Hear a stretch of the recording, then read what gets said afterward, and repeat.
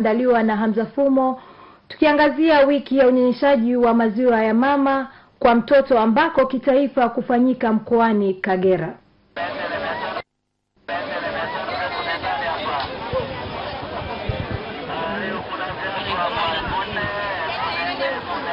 Afya ya mwanadamu kwa asilimia kubwa hutegemea lishe. Hivyo taifa lolote linalohitaji maendeleo ni lazima kuwekeza katika lishe ya watu wake.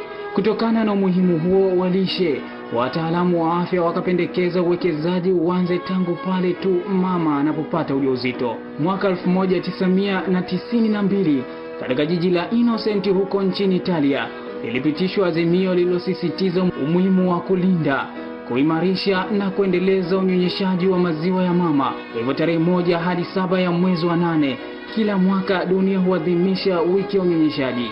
Wakati lengo kuu ni kujenga uelewa wa jamii juu ya mahusiano kati ya malengo endelevu ya maendeleo, unyonyeshaji na ulishaji wa watoto wachanga na wadogo. Huku maana halisi ya unyonyeshaji ikiwa ni kumpatia mtoto maziwa ya mama kwa njia ya titi ama maziwa yaliyokamuliwa.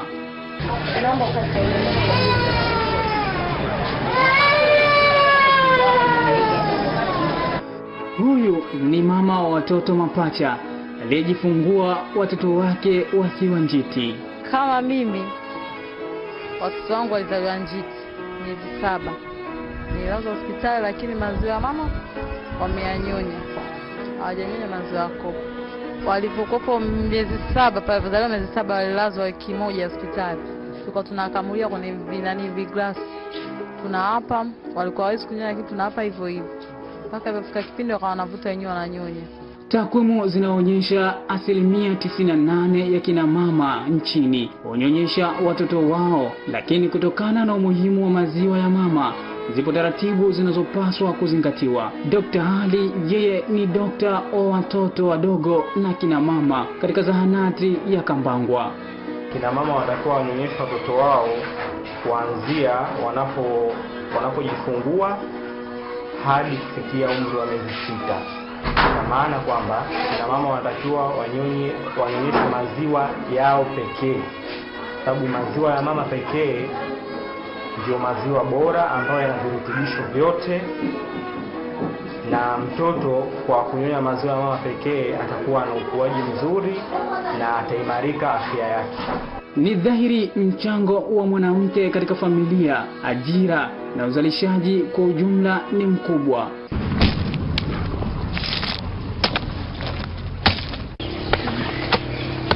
Hivyo, upo umuhimu wa kuwepo usawa wa elimu bora na kutoa fursa ya kujifunza usawa kijinsia na kuwawezesha. Huyu ni baba wa watoto 3. Amehudhuria kliniki na mwanae katika kuhakikisha anamsaidia mkewe katika kutimiza majukumu yake. Mimi na watoto 3. Wa kwanza anaitwa Winifrida, ana umri wa miaka 8. Wa pili anaitwa David, ana miaka 4 na nusu. Na watatu ndo huyu, ana mwaka 1 na miezi 7.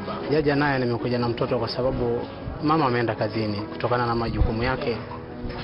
Sasa na mimi kutokana na majukumu yangu nikaona kwamba mtoto leo sio zamu yake ya kliniki, lakini mtoto ameamka na hali sio nzuri. Kwa hiyo nikaona bora nimsaidie mama kuja kumsaidia hospitali kwa ajili ya kucheki afya ya mtoto. Hali ya utapiamlo kwa watoto hutokana na ulishaji usio kamilifu. Dr. Neema Joshua, yeye ni afisa lishe. Katika matatizo ya lishe ambayo tunahangaika nayo sana sasa hivi, hizi aina za utapiamlo utapiamlo ambao unakuwa ni wa hatari zaidi ni ule wa mtoto kudumaa. Kwa sababu ile kudumaa mtoto maana yake ni hivi, anakuwa na urefu ambao hauendani na umri wake. Yaani katika umri fulani mtoto alitakiwa awe na urefu fulani, anakuwa afikii ule urefu. Lakini pia sio kwenye urefu tu udumavu unaweza kujitokeza, hata kwenye maendeleo ya ubongo wa mtoto. Na ndio hapo saa nyingine unaweza kukuta mtu ni mrefu lakini alidumaa. Alidumaa akiwa mdogo kiakili. Kwa hiyo anaonekana ni mrefu tu kwa sababu ya urithi labda, lakini kichwani alishadumaa huyo mtu. Kwa hiyo tunasisitiza sana kwamba udumavu usiwapate watoto hawa.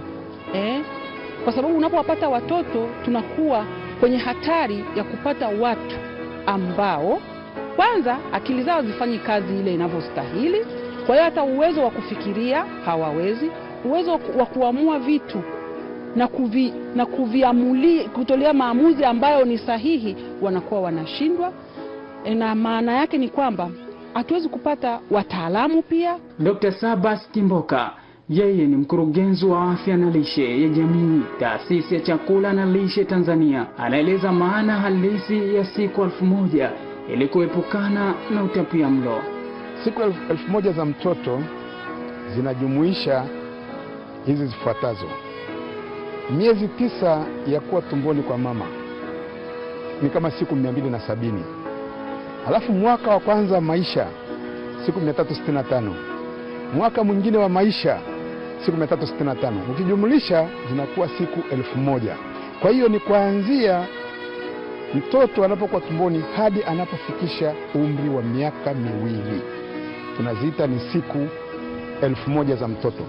Ndizo siku muhimu, ama ndicho kipindi kimuhimu sana kwenye maisha katika ukuaji wa mtoto kimwili na kiakili. Virutubishi vingi ambavyo ndivyo vinajenga mwili wetu na vinajenga akili yetu vinatakiwa vipatikane hasa katika kipindi hicho, ili mtoto aweze kujengeka sawa sawa. Kwa sababu anapokosa virutubishi katika kipindi hicho, uharibifu unaotokea kwenye mwili na kwenye akili wakati mwingine huwezi kurekebisha. Takwimu za hivi karibuni zinaonyesha 59% ya kina mama hunyonyesha watoto wao maziwa halisi. Je, mama huyu ana uelewa gani? Mimi ninavyoelewa maziwa ya mama kwa mtoto ni muhimu kwa sababu kwanza yanamkinga na magonjwa. Alafu pili, yani mtoto hataki kunywa maziwa ya kopo, sio mazuri. Kiukweli watu wanavodai kwamba watoto wengine wanazaliwa wakinyonya hawashibi.